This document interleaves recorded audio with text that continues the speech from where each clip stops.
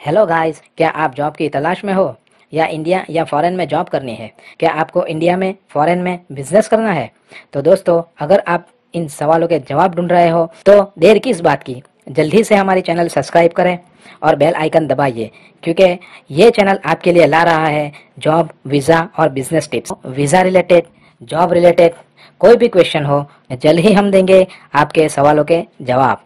अस्सलामु अलैकुम वरहमतुल्लाहि वबरकातुहू। नाजरीन, इस्तकबाल है, स्वागत है आपका viral news live studio Jalgaon, Maharashtra, India में। मैं आपका मेज़बान मुफ्ती मोहम्मद हारून नदवी।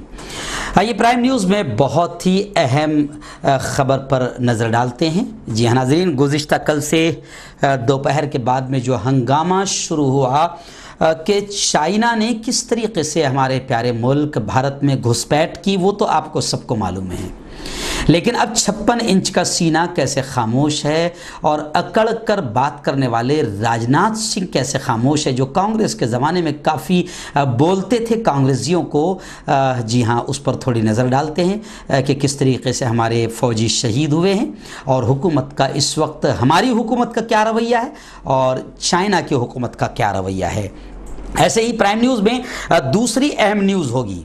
जी हाँ, मुझे ऐसा लगता है कि शायद वो हमारा ध्यान भटकाने के लिए, भारतीयों का ध्यान भटकाने के लिए बड़ी बड़ी आइटम किए जाते हैं। तो ऐसे ही मैं जिन्हें आमतौर से ऐसी मीडिया जो मुल्क में सबसे गलीज़ और नापाक और घटिया हरकत करने वाली और षड्यंत्र करने वाली मीडिया जो मुल्क में हिंदू मुसलमान का कार्ड खेलकर असल मुद्दों से ध्यान हटाने की कोशिश करती है, उनमें ही एक खबीस तरीन शख्स का नाम है अमीश देवगन, जिसने बड़े ही सूफ़ी संत पीर, बल्कि सुल्तानुल हिंद, हिंद के बादशाह कहे जाने वाले हज़रत ख्वाजा मोइनुद्दीन चिश्ती रहमतुल्लाहि अलैह के ताल्लुक़ से अब शब्द कहे हैं।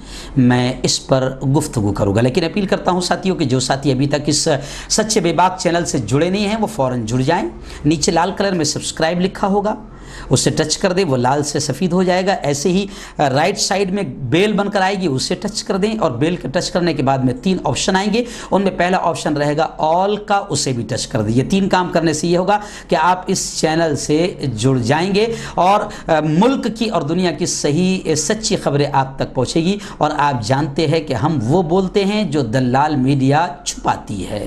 नाज़रीन, खुशखबरी का ऐलान ये भी है कि अगर आप फ़ॉरेन में जॉब करना चाहते हैं या फ़ॉरेन रिलेटेड मालूमात जॉब्स के ताल्लुक से हासिल करना चाहते हैं या वीज़ा के ताल्लुक से मालूमात हासिल करना चाहते हैं, तो डिस्क्रिप्शन में NS job visa and techno tips इस चैनल की डिस्क्रिप्शन में लिंक दी गई है, उसे आप ओपन कीजिए, लाइक कीजिए और सब्सक्राइब कीजिए, शेयर कीजिए और नईम संजानवाला से कॉन्टैक्ट कीजिए। नाज़रीन, प्राइम न्यूज़ में पहली जो ख़बर मैं ले रहा हूँ वो चाइना की बॉर्डर पर, बल्कि अब चाइना की बॉर्डर नहीं कहूँगा मैं, हमारी बॉर्डर पर जो चाइनीज़ घुस आए हैं, चाइना की फ़ौज घुस आई है। और मामला ये है कि 56 इंच वाला सीना, अभी एक भी बयान उनका सामने नहीं आया है। जो ये कहते थे कांग्रेसियों के दौर में, उस वक्त प्रचार करते वक्त 2013 और 2014 में ये कहते थे मनमोहन सिंह की खामोशी पर, और मनमोहन सिंह पर बोलते हुए, उनकी आलोचना करते हुए ये कहते थे कि कांग्रेसियों जवाब देना सीखो और दुश्मनों को दुश्मनों के अंदाज में जवाब दो। आज ये लोग पूरी तरीके से खामोश नज़र आ रहे हैं। खबरें आई है कि तकरीबन कल दोपहर तक तो खबर थी कि हमारे 3 फ़ौजी शहीद हुए हैं।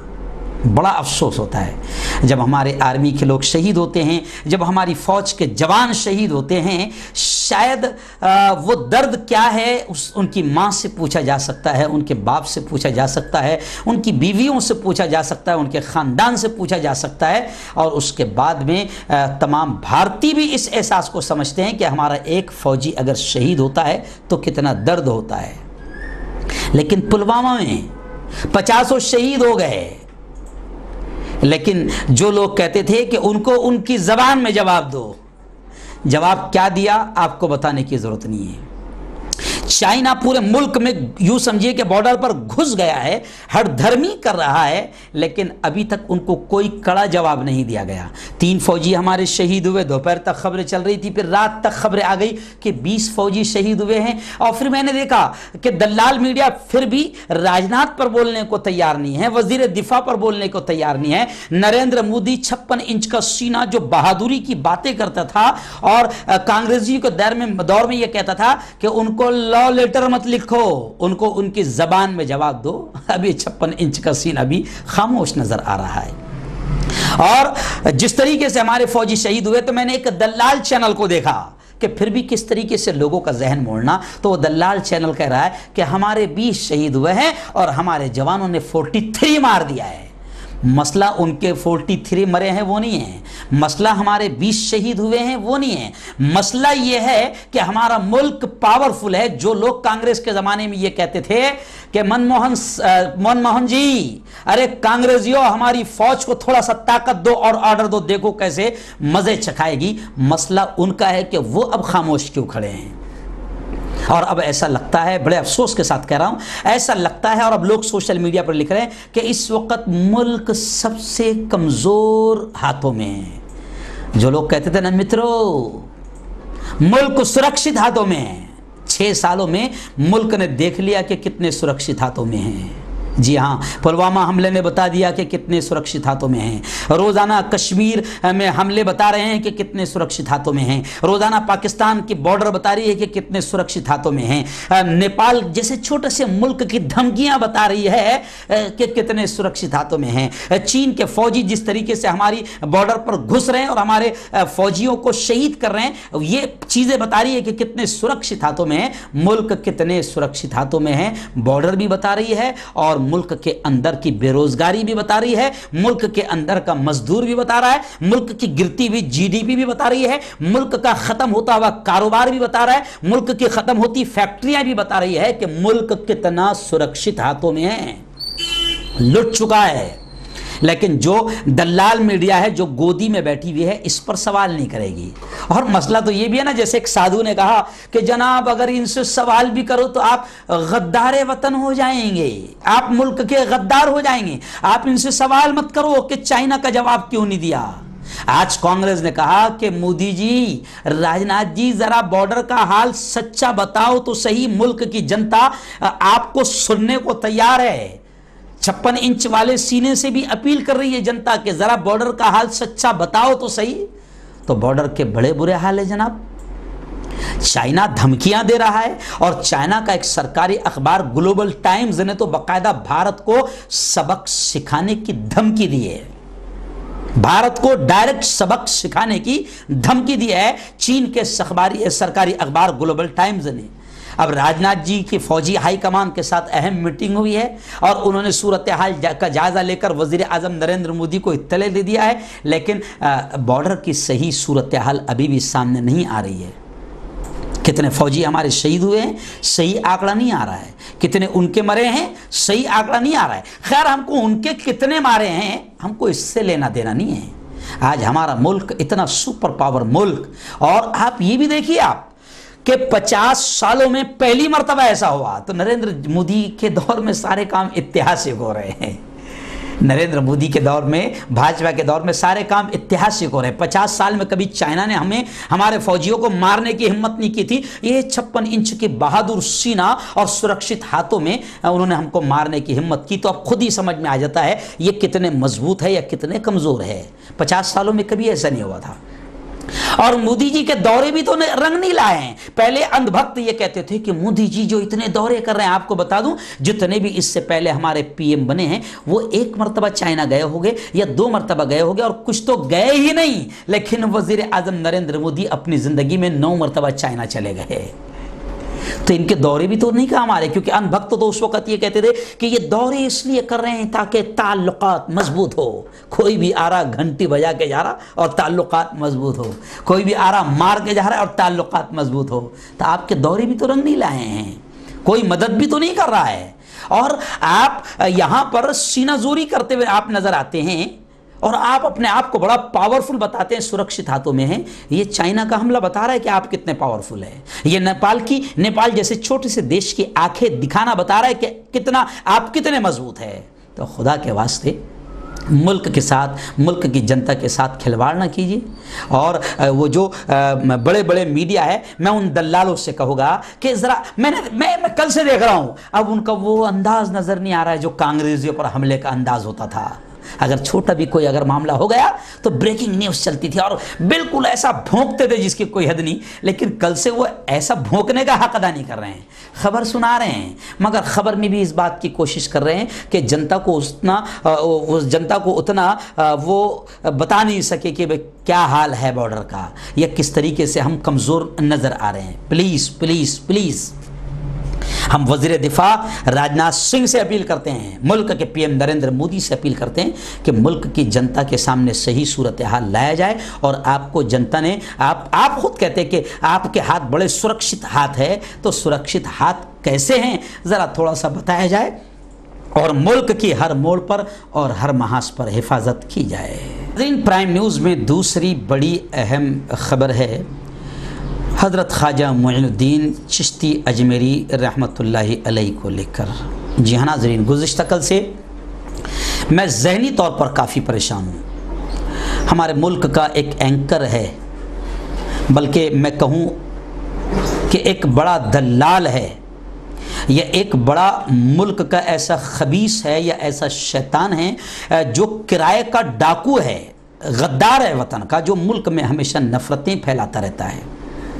जी हाँ, और अब मुझे इजाज़त है इन तमाम अल्फाज के बोलने की, क्योंकि अब उसने जो हरकत किया है वो बिल्कुल नाकाबिले बर्दाश्त है कि उसने एक ऐसी शख्सियत जिसको हम दिलो जान से चाहते हैं, जिनके हम मुरीद है, एक ऐसी शख्सियत कि जिसका इस मुल्क के सिर्फ मुसलमानों पर नहीं, सिर्फ इस मुल्क पर नहीं, मुल्क के हिंदुओं पर भी बड़ा एहसान है, और मुल्क के करोड़ों हिंदू भाई उनके आस्थाने पर हाज़िरी देते हैं, उनकी बारगाह में हाज़िरी देते हैं, मोहब्बतों से कभी चादर पेश करते हैं तो कभी फूलों का नजराना पेश करते हैं, जिनसे करोड़ों हिंदू भी मोहब्बत करते हैं और जिनके आस्थाने पर हाज़िरी देते हैं, वो हज़रत शेख सुल्तानुल हिंद अमीरुल हिंद हज़रत ख्वाजा मोइनुद्दीन चिश्ती रहमतुल्लाह अलैहि है।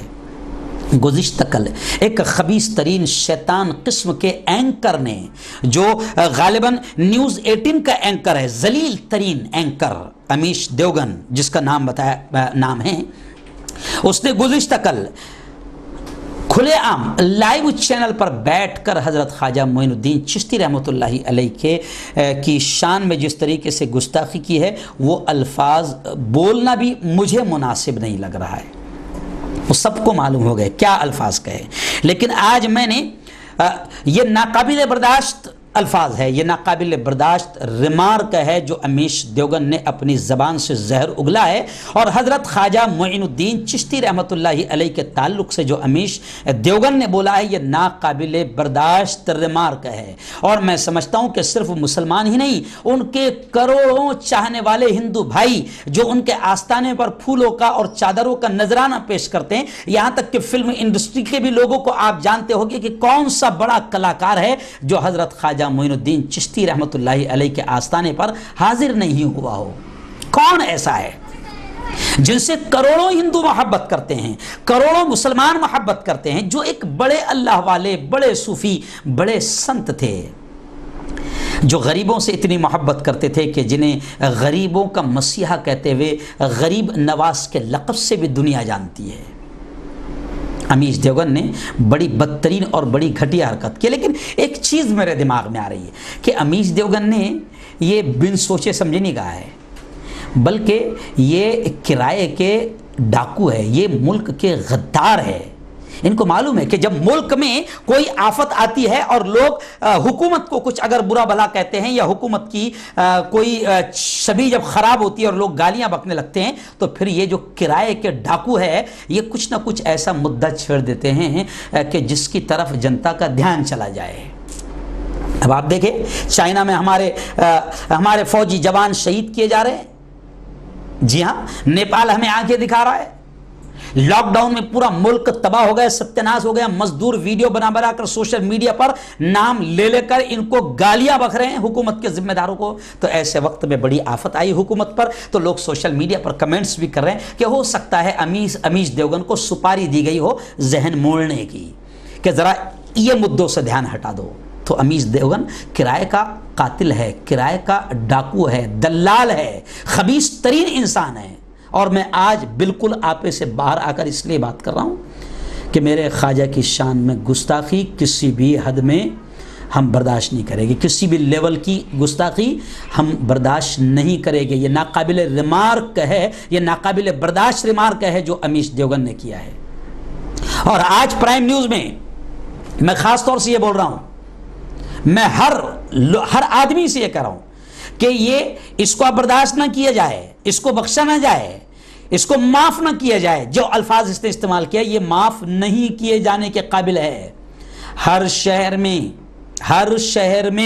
मैं आपसे अपील कर रहा हूं कि हर शहर में आप अमीश देवगन और न्यूज़ 18 के खिलाफ बाकायदा मुकदमा दर्ज करवाए और अमीश देवगन को अरेस्ट किया जाए, गिरफ्तार किया जाए। ये आप माहौल बनाओ हर शहर में। मैं जितने ख्वाजा के आशिक हैं, जितने ख्वाजा के दीवाने हैं, मैं सबसे कहूँगा कि अब ख्वाजा की दीवानगी और ख्वाजा के आप आशिक हैं तो फिर अब हमारा इम्तिहान है कि हम ख्वाजा के नाम पर क्या करते हैं। हमको पत्थर नहीं उठाना है, हमको दंगे फसाद नहीं करना है, लेकिन इन डाकुओं को, इन दल्लालों को सबसे बेहतर तरीका, सबक सिखाने का तरीका यह है कि इनके खिलाफ बाकायदा इतना ज़बरदस्त अंदाज में आंदोलन किया जाए और इतना ज़बरदस्त अंदाज में हर शहर में केसेस दर्ज किया जाए कि इनको इनकी औकात, इनकी नानी दादी याद आ जाए। और हुकूमत से भी मैं कहूँगा कि ख्वाजा की शान में गुस्ताखी अमीश देवगन ने जिन अल्फाज से किया ये बर्दाश्त नहीं की जाएगी। अगर हुकूमत भी चाहती है कि मुल्क में अमन व अमान बाकी रहे तो हुकूमत मक्कारी ना करे। हर शहर में जहां भी केसेस के लिए लोग आएंगे अमीश देवगन पर और न्यूज़ 18 पर केसेस दर्ज किए जाए। हज़रत ख्वाजा मोइनुद्दीन चिश्ती रहमतुल्लाह अलैह की शान में जिस तरीके से इसने गुस्ताखी की है ये नाकाबिल बर्दाश्त है। अगर मुल्क की हुकूमत भी चाहती है कि मुल्क में अमन व अमान बाकी रहे तो फिर ईमानदारी से अमीश देवगन के खिलाफ बाकायदा केसेस दर्ज करने होंगे। और हाँ, अमीश देवगन जैसे जितने भी शैतान हैं जो मेरे ख्वाजा के खिलाफ सोचते हैं या बोलते हैं या तौहीन करते हैं, वो सुन लें कि बड़े बड़े शैतान उस वक्त भी आए थे लेकिन अल्लाह ने तबाह कर दिया। बड़े बड़े जादूगर आए थे, अल्लाह ने मेरे ख्वाजा के कदमों में डाल दिया। जी हाँ, इसलिए मैं अक्सर मेरी ये कव्वाली मशहूर है, कव्वाली के अल्फाज मशहूर है जो मैं अक्सर पूरे मुल्क में जहाँ जहाँ मेरा बयान होता है तो मैं पढ़ता हूँ। तो चाहे कोई भी हो, इंशाअल्लाह ऊपर वाले की तरफ से तो उसको सज़ा मिलेगी ही मिलेगी। जो मेरे ख्वाजा की तौहीन करेगा, बेइज्जती करेगा, ऊपर वाले की तरफ से तो उसको सज़ा मिलेगी ही मिलेगी, कन्फर्म है।